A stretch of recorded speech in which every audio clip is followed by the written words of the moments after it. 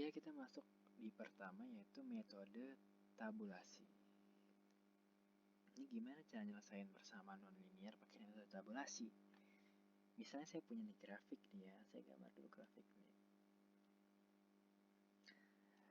Sebelum itu kita harus tahu dulu nonlinier itu gimana sih? Misalnya ini, apakah ini linier? Nah, ini bukan persamaan linier. Ini bukan persamaan linier. Ini bukan persamaan. Ini persamaan linier. Nah, bagaimana persamaan nonlinier? Itu ketika dia bukan garis lurus. Ini kalau yang kayak gini, apakah ini linier masih? Ya, ini masih linier juga. Gimana nggak linier?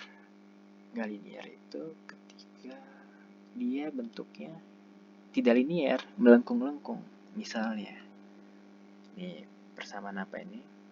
Persamaan x kuadrat misalnya. Persamaan kuadrat kan? Inilah yang dinamakan persamaan nonlinier. Linier. Karena nggak linier. Bukan linier kan ini. Makanya persamaan nonlinier. Dan misalnya persamaannya bentuknya gini atau gini. Nah, ini nonlinier. Nah, untuk apa kita nyari solusinya dari persamaan nonlinier ini? Agar kita bisa tahu titik kritisnya di mana. Bentuknya gimana sih itu grafik ke depannya. Untuk nanti banyak analisa ke depannya. Nah, contoh kecilnya saya pakai ini ya. Persamaan kuadrat. Misalnya saya punya x kuadrat plus berapa ya? Plus 2x plus 1 sama dengan 0. Ini kita tahu bentuknya gak untuk kita plotin ke grafik? Bisa tahu kan bentuknya? Nah, bentuk ini tahu ketika kita tahu titik kritisnya. Titik kritis itu artinya ketika persamaan ini hasilnya 0 gitu. Dimasukkan kan?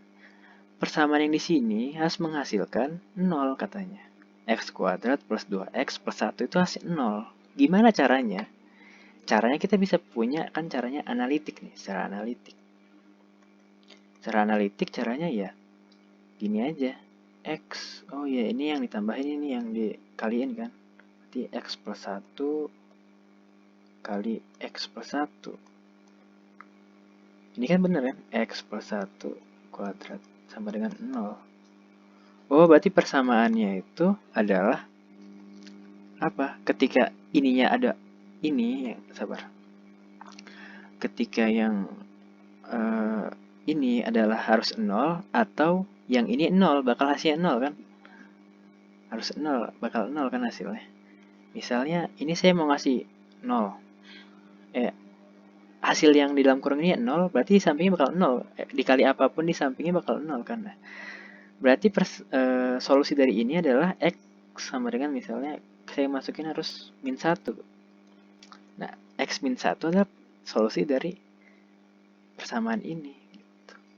Berarti di sini, di grafik ini, bentuknya kayak mana? Oh, min 1 itu akan menghasilkan Y-nya adalah 0 gitu kan. X ini kan fungsi Y-nya. Berarti min 1. Di X min 1 di sini deh. Nah, grafik itu kurang lebih kayak begini berarti kalau kita gambar. Kan? Ini secara analitik. Kita tahu jadinya bentuk grafiknya begini. Tapi gimana caranya kita bisa nyelesain ini bukan pakai analitik? Karena kalau di komputasi kita nggak bisa pakai analitik. Kita harus menghitung hal satu. Gimana caranya? Nah, ada namanya metode tabulasi. Ini metode tabulasi adalah metode orang pintar ngitung. Kenapa? Karena kita bakal ngitung satu-satu. Kita tahu fungsi ini fx adalah x kuadrat plus 2x plus 1 kan. Aduh, tamat dah. Ini gimana nih? Di sini dah fx sama dengan x kuadrat plus 2x plus 1. Gimana ini biar menghasilkan 0? Kita coba salah satu, kasih tabel gitu, cobain satu-satu. Kita pertamanya tebak nih angkanya, titiknya, titik si X di sini misalnya. Kan ini bentuk grafiknya aslinya ini kan. Kita tebak nih. Misalnya saya di sini. 1, 2, 3, 4, 5. Misalnya di min 5 dan di 2. Mungkin di sekitar sini nih, tebak. Min 5 sampai 2. Sampai 2.